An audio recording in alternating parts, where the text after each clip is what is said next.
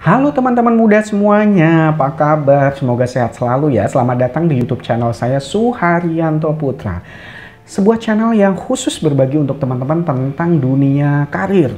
Jadi ada tentang nego gaji, ada tentang wawancara, bagaimana teman-teman bisa cepat dipromosi, sukses berkarir di dunia industri, tips untuk karir di luar bidang atau jurusannya dan seterusnya. Banyak banget aku udah berbagi di sana. Tentang dunia pendidikan juga. Jadi saya juga udah share, undang teman-teman saya yang dapat beasiswa. Jadi ada beberapa beasiswa yang sudah saya share tentang tentang adaptasi kuliah dan seterusnya. Tentang pengembangan diri juga ada. Jadi bagaimana menjadi pribadi pemaaf, bagaimana soal public speaking gitu, dan semuanya sudah saya bagikan di sana. Dan juga tentang leadership, bagaimana menjadi leader yang oke, bagaimana menjadi manajer yang oke, semuanya sudah saya kupas tuntas di sana. Dan kali ini saya pengen berbagi kepada teman-teman tentang CV. Jadi bagaimana membuat CV, karena CV ini penting banget teman-teman ya, bahwa pertama kali yang dilihat atau yang kita submit ketika kita melamar pekerjaan adalah CV kita. Dan pastinya kita pengen bahwa CV kita nanti bakal dilirik oleh HRD, bakal menarik sehingga kita dapat panggilan interview. Nah, gimana cara bikin CV yang oke? Bagaimana bikin CV yang berbobot? Nah, kali ini saya akan nanti bahas dan saya akan tunjukkan beberapa CV yang masuk ke saya dan sudah saya review, dan semoga bisa menjadi gambaran teman-teman supaya teman-teman lebih paham, supaya teman-teman nggak bingung, dan nantinya teman-teman semakin pede untuk melamar pekerjaan, untuk menapaki jenjang berikutnya. Jadi jangan dilewatkan dari awal sampai akhir, semoga bermanfaat, dan pastinya subscribe channel ini supaya semakin berkembang, dan nantikan konten-konten menarik dan bermanfaat berikutnya khusus teman-teman muda semuanya. Langsung saja, nanti kita akan saksikan di dashboard laptop saya akan tunjukin dan kita akan bahas satu-satu tentang bagaimana pointer-pointer atau tentang CV yang oke gimana. Nah, langsung aja teman-temannya, supaya nggak buang waktu lama-lama, aku akan ajak teman-teman untuk masuk ke layar komputer saya, dan nanti aku akan tunjukkan dan aku akan bahas satu-satu kepada teman-teman. Yuk kita langsung pindah ke layar channel saya.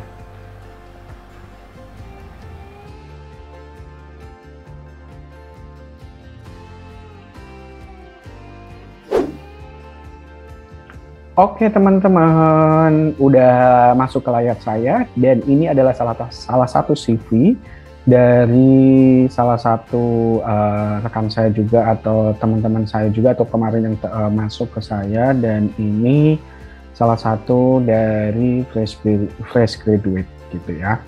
Nah, ini gambaran aja kenapa ini saya kasih ke teman-teman, supaya teman-teman juga tahu gitu ya, bahwa dalam membuat CV itu banyak banget cara dan macamnya gitu ya. Kalau teman-teman misalkan pakai template, sekarang template di internet banyak banget. Bisa dari Canva, bisa dari resume dan seterusnya. Nah, kalaupun memang mau bikin di Word atau PPT juga boleh-boleh juga gitu ya. Nggak ada kayak pakem harus pakai apa gitu. Yang paling penting dari CV itu adalah kontennya, teman-teman. Nah, izinkan saya coba bahas ya. Nggak tahu nih, ini kelihatan nggak teman-teman ya? Jadi kalau saya coba besarin gitu ya teman-teman, ini sebenarnya kan judulnya ada kurikulum vitae. Nah, ini yang aku aku tutupin sebenarnya adalah nama gitu, atau biodatanya gitu. Nama sih, lebih ini adalah nama gitu, terus di bawahnya ada domisili. Nah teman-teman, ini CV-nya satu lembar gitu, dan memang lagi dibikin kayak bentuk kreatif gitu ya, karena memang ini ada desain warna, terus juga dibikinnya ada 2 kolom gitu ya, kolom 1, kolom 2 gitu. Dan mungkin nanti teman-teman ada yang gua nggak pakai kolom-kolom, nggak apa-apa. Jadi mau bikin 2 kolom gitu ya, rata-rata sih 2 ya gitu, atau kalaupun ada yang mau 3 juga kayaknya jarang aku temuin gitu, atau mungkin 1 kolom, atau versi let's say misalkan versi, aku nggak tahu versi dari mana, tapi bisa jadi kayak versi mungkin ya, kalau misalkan ada template-template yang dalam dalam bentuknya itu nggak ada warna-warna, cuman putih aja gitu, terus pointer-pointers gitu. Nah, aku dulu tuh dapat juga beberapa teman-teman yang kuliah atau sekolah di UK, sekolah di USA gitu. Nah, mereka tuh biasanya modelnya yang putih polosan, kadang-kadang dan nggak ada fotonya, terus lebih ke tulisan dan pointer-pointernya.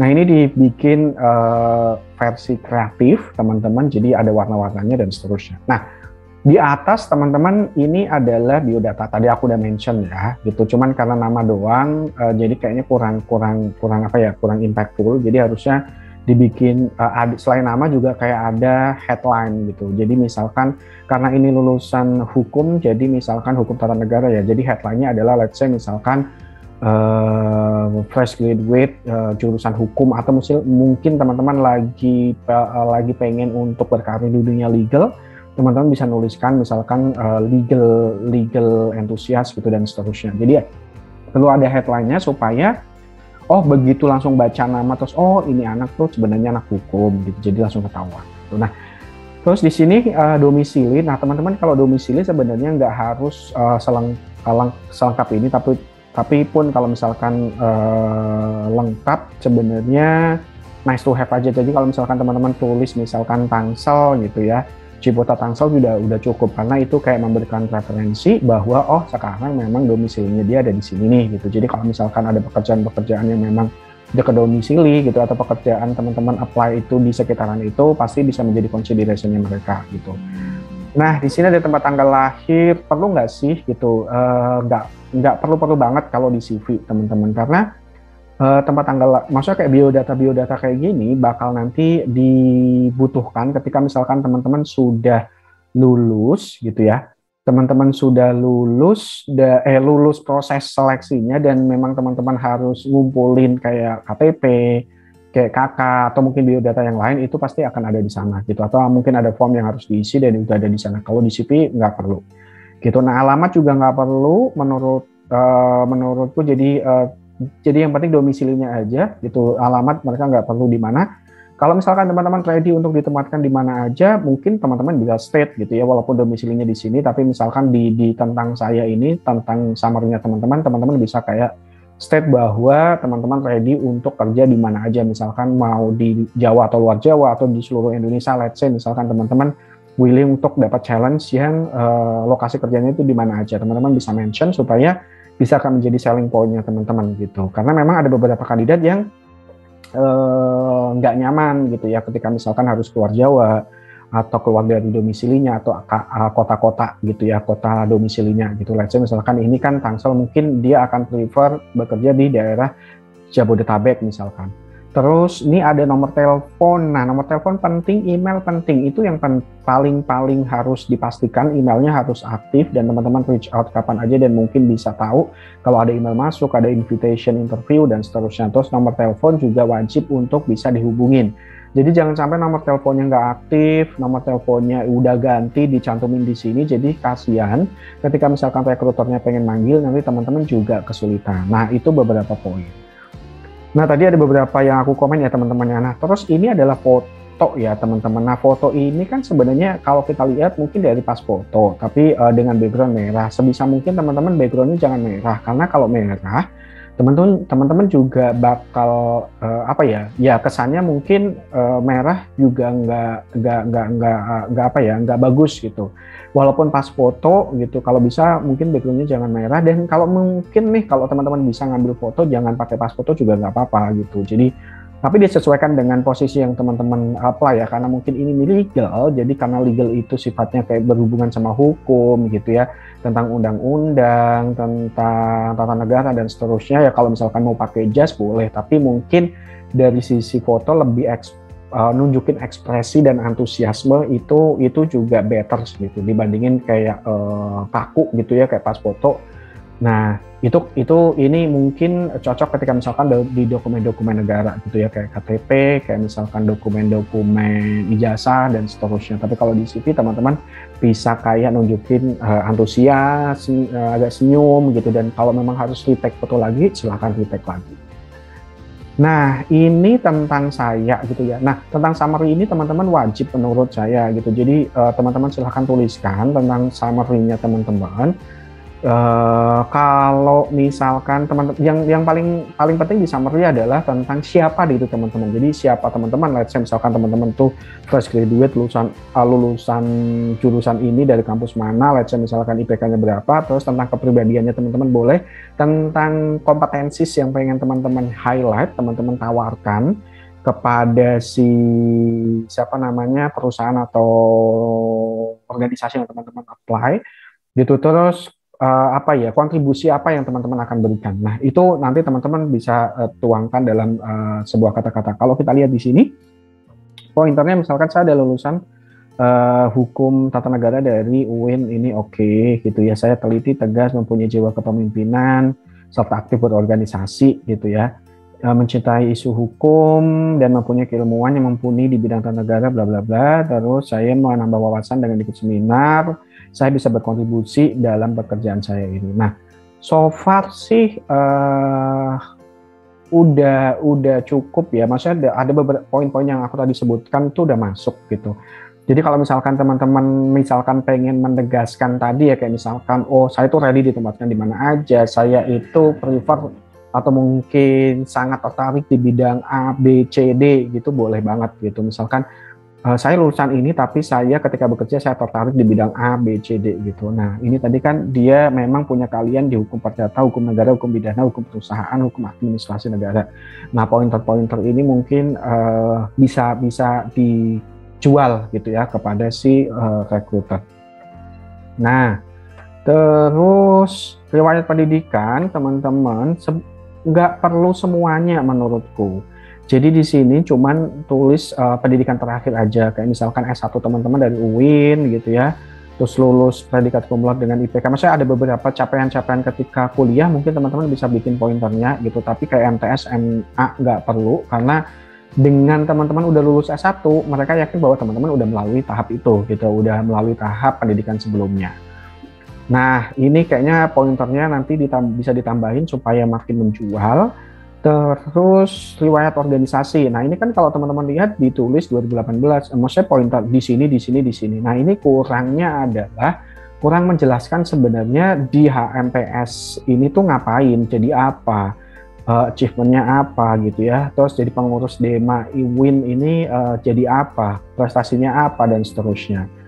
Nah, pointer-pointernya perlu ditambahkan supaya semakin memberikan gambaran, oh di sana itu teman-teman ngapain sih role sama responsibility-nya, karena ini menyangkut kayak kompetensi yang teman-teman punya gitu. Jadi ketika teman-teman bisa menjelaskan ini, semakin kaya, semakin menarik sih sebenarnya CV-nya.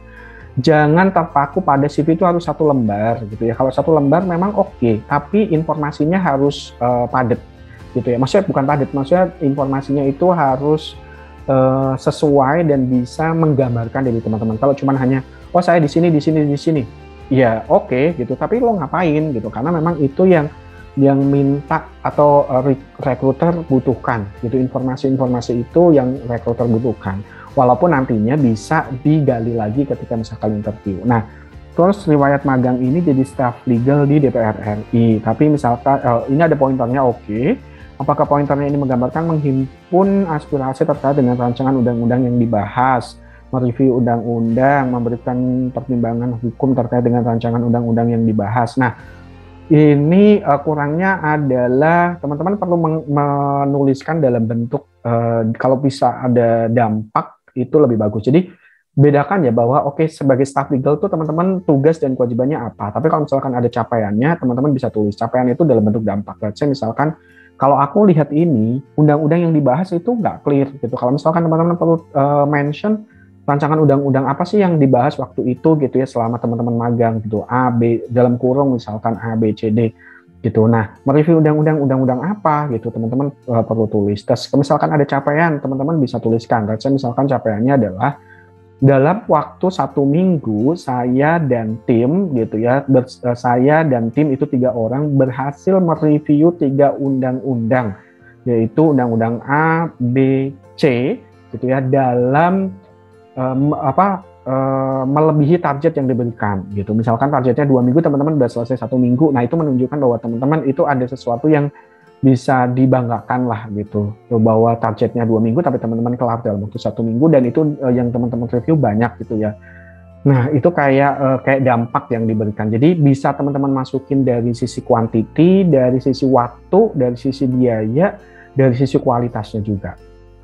Nah, itu beberapa poin yang ada di kolom magang, organisasi, dan pendidikan. Terus ada pelatihan bersertifikat. Kalau misalkan teman-teman memang pernah ikut pelatihan-pelatihan bersertifikat, teman-teman bisa tuliskan semuanya di sini, terutama yang memang berhubungan sama dengan posisi yang teman-teman apply gitu. Terus soft skill-nya teman-teman apa gitu, terus hard skill-nya apa. Nah, teman-teman, saran saya gitu ya terkait dengan kayak let's say misalkan kalau soft skill mungkin general ya, komunikasi, kemampuan problem solving, leadership, public speaking, dan seterusnya. Tapi kalau hard skill, teman-teman kan misalkan, oh sebagai seorang legal tuh hard skill saya apa nih? Misalkan, oh analisa legal drafting gitu ya, atau mungkin agreement drafting, atau legal review gitu. Nah ini tuh sebenarnya teman-teman bisa coba cari referensinya di LinkedIn, karena teman-teman di LinkedIn itu profil-profilnya pasti teman-teman harus cari mereka yang udah pengalaman, terus kira-kira kompetensi apa sih yang mereka tuliskan di LinkedIn. Nah, teman-teman bisa jadi referensi nih gitu ya. Dan apapun sih, termasuk di tentang saya tadi, teman-teman juga bisa lihat dari beberapa profil LinkedIn supaya teman-teman bisa dapat gambaran dan referensi gimana sih menuliskan about me itu yang menarik gitu. Nah, terus kemampuan bahasa ini udah dituliskan, terus ini dibikin bar gitu ya. Oke, gitu. Kalau barnya 1 sampai 5 berarti teman-teman sangat-sangat menguasai. Kalau 3 mungkin intermediate atau di tengah-tengah. Oke, gitu. Itu sih menurutku cukup ya. Tapi menurut aku secara keseluruhan CV ini masih perlu untuk direvisi lagi supaya beberapa pointer-pointer tadi, beberapa komen-komen tadi tuh bisa lebih maksimal lagi ya. Yang nggak perlu ada juga di take out gitu, yang perlu dijelasin gitu. Nah, berapa sih Kak CV yang baik gitu ya? Ya 1 lembar sampai 2 lembar itu udah oke banget gitu ya. Jadi memang nggak boleh banyak-banyak, tapi kalau 2 lembar menurutku masih cukup sih gitu. Kalau misalkan teman-teman udah experience banget, 3 lembar itu udah kayak max gitu. Jadi selebihnya mungkin teman-teman bisa taruh gitu ya di portofolio atau di dokumen-dokumen atau mungkin link yang lain gitu. Tapi kalau misalkan di CV sebisa mungkin jangan banyak atau jangan banyak halaman supaya nggak bosan gitu orang yang lihat. Kalau terlalu panjang juga boring dan monoton. Nah, ini yang udah aku komen, terus aku juga minta teman-teman atau mungkin minta dia untuk coba revisi gitu. Terus aku akan share juga hasil revisinya gitu. Ya walaupun belum sempurna, tapi ini lagi proses ongoing revisi gitu, dan back to back juga. Dan aku akan share juga ya gitu hasil revisinya ke teman-teman supaya teman-teman dapat gambaran. Wait, aku akan coba. Teman-teman, ini yang udah direvisi, tadi ini ada tentang sayanya, terus riwayat pendidikannya gitu ya. Nah, riwayat pendidikannya ini dari sisi konten ya teman-teman, supaya kalau dari sisi desain dan lain sebagainya teman-teman bisa membuat atau mendesain sekreatif teman-teman ya. Ini dibikin 1 kolom jatuhnya. Tadi kan kalau 2 kolom, ini revisinya 2 kolom. Di atas tuh ada biodatanya. Mungkin aku nggak perlu share ke teman-teman ya gitu, supaya menjaga privasi gitu. Nah, ini adalah tentang sayanya tadi gitu, udah ada gambaran ini, terus riwayat pendidikannya juga udah ditulis pointernya aja, dan ini udah pendidikan terakhir ya. Jadi tadi pendidikan sebelumnya nggak ditulisin. Terus pengalaman kerja ini sebagai staff legalnya udah ditulis pointer-pointernya. Terus capaiannya ini juga udah ditulis. Nah, capaian ini membuat legal opinion dan terlibat dalam proses revisi undang-undang. Nah, ini undang-undangnya udah dimasukin. Undang-undang MK, RUU Ketahanan Keluarga, RUU Ciptaker gitu. Jadi ada 3 undang-undang yang dibantu oleh review. Nah, saya ingatkan teman-teman ya, kalau misalkan mau bikin capaian itu kalau bisa masukin angka, masukin angka, quantity, waktu, itu juga biaya atau cost misalkan. Nah, ini pengalaman organisasinya, dia sebagai apa, kapan sampai kapan, sebagai apa udah ditulis, terus pointernya udah ditulis, terus capaiannya misal di sini contohnya membuat kajian rutin 1 kali seminggu, membuat seminar nasional di Oktober 2018, dan membuat Mozaik ketenaga kerjaan dengan budget 0 rupiah.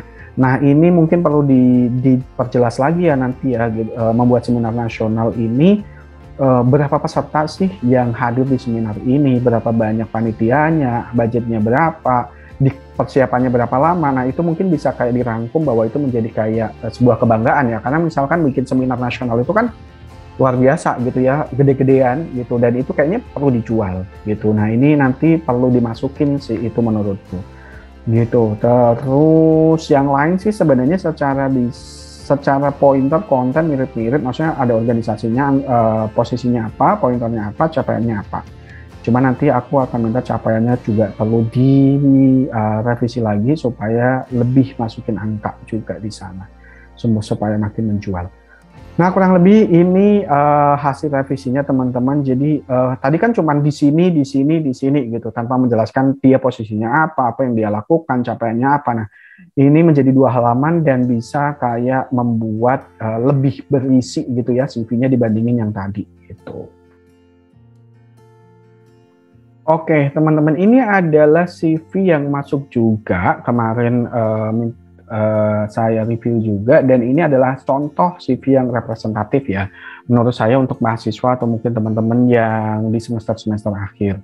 Nah, ini di atas ada nama, jadi teman-teman bisa tuliskan namanya, terus di sini ada nomor handphonenya, terus ada emailnya, terus link LinkedIn-nya. Jadi ini udah cukup mewakili menurutku. Jadi poin terpenting di sini adalah udah nama, biodata gitu ya, terus nomor telepon penting gitu, terus emailnya penting yang aktif atau mungkin yang bisa dihubungin, dan kalau mau nambahin let's say misalkan domisilinya teman-teman, let's say misalkan Surabaya atau Jakarta juga boleh banget gitu. Nah, ini supaya nggak memakan space, langsung ditulis satu baris semuanya gitu. Nah, nama. Nah, di bawah nama kalau misalkan teman-teman mau tulisin headline-nya boleh juga ya, misalkan nama saya Suharyanto Putra gitu ya. Saya adalah people development gitu ya, talent management, performance management gitu. Itu kayak beberapa poin-poin yang menggambarkan diri saya, atau misalkan people and culture enthusiast gitu ya, terus community development enthusiast, let's say misalkan kayak gitu. Nah, itu headline yang perlu ditegaskan, tentunya disesuaikan dengan posisi yang teman-teman apply. Nah, ini ada profil summary atau mungkin about me tadi, atau summary-nya apa sih? Karena ini menurutku juga penting, karena selain mereka harus go through satu-satu, dari summary ini bisa mewakili teman-teman semuanya. Let's say misalkan, di sini dia ngomong tentang I believe that experience and connections itu adalah the best part of life gitu ya, untuk improvement gitu, supaya dapat hasil yang terbaik gitu. Terus misalkan, dan ini juga dituliskan tentang kepribadiannya dia itu tipe ESFJ gitu ya, extrovert dan seterusnya di personality MBTI test. Nah, teman-teman bisa mention tuh di sini kayak pribadinya teman-teman, misalkan teman-teman itu willingness untuk belajar gitu ya, hard worker dan seterusnya. Terus di sini ketertarikan teman-teman. Jadi interestnya teman-teman tuh di bidang apa sih? Di sini dituliskan marketing, business development, product management, human resource, research, UI, UX, design gitu, and project management. Nah, ini menurutku agak tricky ketika teman-teman nanti udah jelas mau apply apa. Jadi kalau misalkan teman-teman lagi mau apply position apa, menurutku yang interest ini kalau kebanyakan juga jadi bisa jadi kayak tricky-nya begini. Poin plusnya adalah melihat bahwa diri teman-teman itu mau belajar banyak hal gitu. Tapi bisa jadi, ini orang sebenarnya fokusnya kemana sih, kok banyak banget. Nah, bisa jadi tricky-nya di sana juga gitu. Jadi teman-teman mungkin maksimum menurutku sih maksimum 3 gitu. Kalau misalkan mau lebih, mau 5 juga nggak apa-apa. Kalau misalkan itu kayak ada irisan-irisannya gitu. Misalkan kayak research, UI, UX designer mungkin berkorelasi, kayak product management itu berkorelasi juga gitu ya. Gitu, walaupun sebenarnya semuanya berkorelasi, tapi kalau misalkan kayak project management kan ini sebenarnya bisa juga ini jadi kayak skill gitu ya, yang memang kita miliki gitu. Kayak misalkan, tapi kayak di product management kan pasti dalamnya ada soal UI UX gitu ya, soal research juga gitu dan seterusnya. Nah, Itu kalau masih dalam satu cluster itu nggak masalah, dan itu teman-teman juga sesuaikan dengan posisinya ya. Kalau memang teman-teman pengen apply posisi itu ya di highlight adalah itu aja. Ya misalkan HR-nya itu mungkin bisa dilarikan kayak di kalimat yang lain. Let's say misalkan teman-teman juga bisa menjual gitu ya. Saya punya ketertarikan di bidang ini, tetapi juga saya didukung dengan kemampuan let's say human resource yang oke, atau let's say misalkan kayak interpersonal skill, leadership skill dan seterusnya. Karena menurutku gitu ya, kalau misalkan kita sebagai kandidat tech talent gitu ya, bukan jarang ya, itu bisa menjadi poin plus ketika teman-teman nggak cuma ahli di skill teknikalnya, tapi teman-teman juga punya jago di sisi non teknikalnya gitu. Let's say misalkan kayak tadi ya, human resource itu kan pasti ngomongin soal gimana connecting dengan orang, bagaimana berhubungan sama orang, bagaimana treat orang, bagaimana memahami orang dan seterusnya gitu. Mungkin bagaimana recruiting orang dan seterusnya, itu kan kayak menjadi kayak poin plus gitu. Jadi itu bisa kayak teman-teman elaborate lagi gitu ya, bahwa gue tertarik di ini, apalagi teman-teman misalkan pengen apply di product management atau yang berhubungan sama produk, gue tertarik di sini gitu. Tetapi selain itu saya juga punya soft skill yang oke di bidang human resource gitu ya. Jadi saya willing gitu, atau mungkin saya bakal enjoy ketika misalkan harus berhubungan sama banyak orang, bakal interview banyak orang gitu, karena memang saya punya pengalaman di interview orang gitu. Atau karena kan ngomongin research, ngomongin UI UX gitu kan pasti juga ada sisi-sisi gimana kita meneliti research dan seterusnya, kurang lebih kayak gitu. Nah ini pendidikan juga udah dituliskan, pendidikan terakhir good, terus pointer-pointernya juga udah dimasukin, kayak capaian-capaian selama kuliah itu apa, GPA-nya berapa gitu. Sekarang dia GPA-nya itu SKS yang udah diambil sekian, fokusnya di mana, proposal tesisnya apa, terus dan seterusnya. Intinya poin-poin pointer yang memang bisa teman-teman elaborasi dan memang itu bisa menjadi selling point teman-teman, boleh banget dituliskan di sana. Terus ini pengalaman kerja nih, magang di Lazada sebagai product management gitu. Nah ini udah dituliskan juga kayak product management itu responsibility-nya apa sih di sana gitu, pointernya apa, terus ini prestasinya atau capaiannya nih. Nah ini contoh misalkan dia conduct lebih dari 3 integration project gitu. Nah ini kan masukin angka ya, ini yang tadi aku maksud teman-teman. Jadi masukin angka itu bakal bisa menggambarkan gitu ya tentang capaiannya teman-teman gitu. Terus ini conducted 3 plus gitu ya, request new ticket for feature itu edition bla bla bla bla. Nah oke. Jadi role-nya kamu apa di sana udah dijelasin, terus capaian kamu apa gitu. Jadi oke, jadi orang juga kebayang, rekruternya juga kebayang gitu. Nah ini kurang lebih secara secara alur kurang lebih gitu mirip-mirip. Jadi dia di mana, kapan sampai kapan, terus sebagai apa, udah sama. Let's say misalkan tadi ya, ini mungkin yang tadi human resource ya, dia sebagai talent support intern di bimbing ID, dia assess kandidat, dia review portfolio, LinkedIn, curriculum vitae, dia manage interview gitu ya. Nah ini accomplishment-nya dia nih, contoh nih, ini yang tadi masukin angka ya, dia conduct 250 lebih LinkedIn review, conduct 20 lebih CV review gitu, terus 100 lebih one-on-one interview simulation, complete job integration for student. Oke. Ini berarti selama magang di sana dari Mei, Juni, Juli, Agustus. Jadi in total kalau dihitung tuh segini. Gitu. Nah, kalau teman-teman misalkan mau menggambarkan dalam per bulannya itu berapa, itu juga boleh banget gitu. Tapi ini udah mewakili sih. Jadi ada angka-angka juga yang dimasukin di sana. Nah, oke, organizational experience-nya juga dimasukin. Dia sebagai Head of Entrepreneurship Department, itu ya di Himpunan Mahasiswa Planologi, dari kapan sampai kapan, pointernya, tanggung jawabnya dimasukin, terus prestasinya, accomplishment-nya juga dimasukin. Gitu.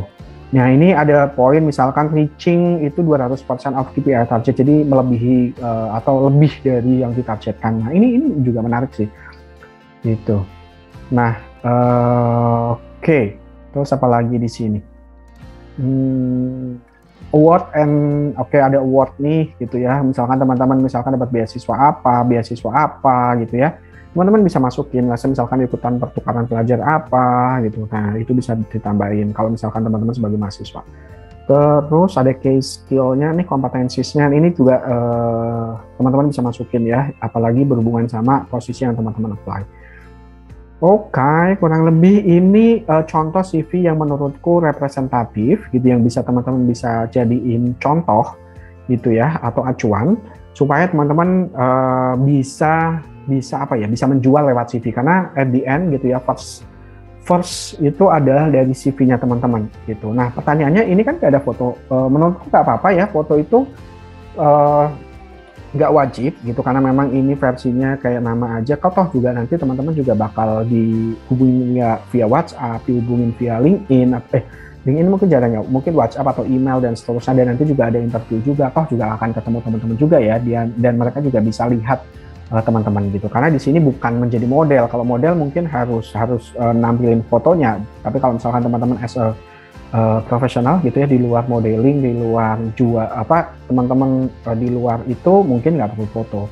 Nah, pertanyaannya tadi kan yang aku tunjukin yang pertama sama yang kedua itu bahasa Indonesia sama bahasa Inggris gitu. Better tuh pakai bahasa apa, Kak, gitu. Nah, menurutku balik lagi ke kebutuhan gitu. Kalau misalkan teman-teman apply di pemerintahan di Indonesia terutama ya, itu tuh better bahasa Indonesia menurutku, karena apalagi di pemerintahan itu menjunjung tinggi bahasa Indonesia sih gitu. Jadi dokumen-dokumen yang dibikin dan seterusnya pasti bahasa Indonesia di sana. Tapi kalau misalkan teman-teman apply untuk perusahaan-perusahaan yang let's say multinasional gitu ya, perusahaan-perusahaan yang memang let's say multinasional atau perusahaan-perusahaan yang memang udah cabangnya di mana-mana, baik di Indonesia atau di luar negeri, perusahaan besar gitu, kalau mau pakai bahasa Inggris itu lebih baik juga gitu. Nah, itu aja gambarannya teman-teman. Semoga bisa membantu ya gitu. Jadi teman-teman juga udah ada kayak bayangan gimana nanti gue bikin CV-nya, dan pastinya teman-teman kalau ada pertanyaan, masih bingung, boleh banget diskusiin gitu ya. Jadi tulis di kolom komentar boleh, atau japri saya juga boleh gitu, baik di Instagram atau di LinkedIn. Dan teman-teman kalau mau share CV-nya nanti aku coba bantu komen juga boleh banget gitu. Jadi feel free gitu teman-teman. Nah, itu tadi teman-teman yang sudah saya share kepada teman-teman tentang CV dan bagaimana baiknya bikin CV. Dan yang paling penting adalah konten di CV-nya. Jadi kontennya juga harus menggambarkan diri teman-teman dan menarik, sehingga si reviewer atau HRD-nya atau usernya juga pengen tertarik untuk kenal lebih jauh dengan teman-teman dan memanggil untuk interview.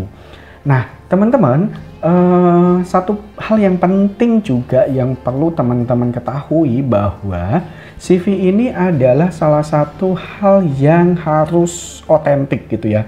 Artinya menggambarkan diri teman-teman banget gitu. Jadi teman-teman juga nggak bisa pakai pengalaman orang lain terus teman-teman taruh di CV-nya teman-teman. Nah, itu dilarang banget. Jadi karena nanti apa yang teman-teman tulis di CV mungkin bakal akan digali, bakal akan ditanyain sama HRD-nya, sama si usernya ketika interview. Jadi ketika teman-teman menuliskan pengalaman orang lain, jadi nanti teman-teman juga bingung menjelaskannya gitu, dan teman-teman akan ketahuan berbohong gitu. Jadi itu yang pakem wajib yang harus teman-teman pegang gitu. Jadi itu adalah pengalaman teman-teman nyata, real pengalaman teman-teman yang teman-teman tuliskan dalam 1 atau 2 lembar CV-nya teman-teman. Semoga bermanfaat teman-teman. Kalau misalkan ada pertanyaan atau teman-teman pengen di-review CV-nya, jangan lupa silahkan komen aja. Nanti dengan senang hati saya akan mereview CV-nya teman-teman dan hopefully bisa membantu teman-teman dalam menyiapkan karirnya teman-teman ke depan. Thank you teman-teman yang sudah menyaksikan dari awal sampai akhir. Jangan lupa subscribe, dan kalau misalkan nih konten ini bermanfaat dan teman-teman merasa bahwa ada rekannya teman-teman yang butuh konten ini, silahkan share kepada mereka. Semoga banyak manfaat yang bisa dibagikan. Semoga banyak manfaat yang bisa diambil dari channel saya ini. Thank you teman-teman, sehat selalu.